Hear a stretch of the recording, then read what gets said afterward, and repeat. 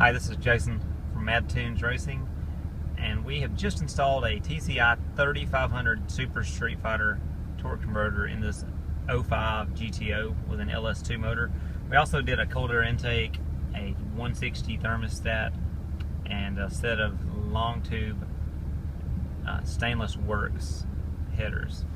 We're going to kind of show you how this car drives. It's very, very streetable with a stock cam in the car and this converter, and just show you, kind of bust some of the myths on what people think about torque converters. This 3500 converter, when you put the car in gear, it'll begin to roll.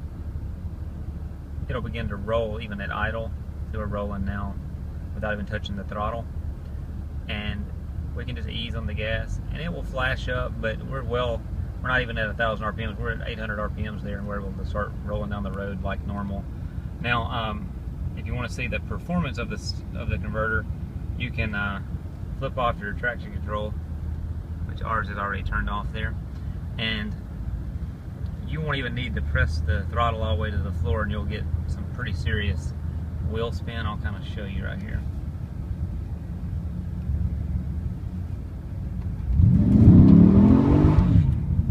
So that was about a 60% of the throttle input, and it just starts roasting the back tires.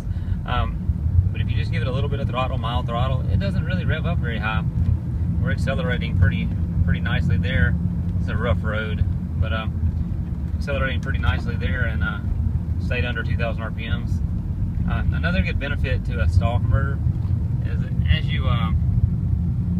as you get in those spots in a 4-speed transmission that's in between gears, such as about right here at about 40 miles an hour, this is going to downshift to second gear, and it really pulls well in that soft spot. That was like the dead spot of where you wouldn't normally want to hit the car to impress someone, because it's in between gears and just really kind of lugs the car. But they do very well at even at those lug spots when you put a converter in them. Here we are again at like 35 miles an hour, 36. And that's second gear, and just really accelerates amazing. And then I'm going to show you the same thing dropping down the first gear, and we'll probably get a little wheel spin. 25 miles an hour. Yeah, caught a nice second there. But anyway, just a tremendously nice streetable setup to put a 3500 stall in a stock GTO with just a couple of other bolt-ons to spice things up, and then just have a car that drives and seems and sounds stock when you're cruising in it, but yet really has some takeoff. And if you get this thing on the track and get some sticky tires with it, you'll be able to really cut some good 60-foot times compared to stock. Now, I won't be able to launch this car because of the tires, but watch how the hood of the GTO picks up when I raise the RPMs.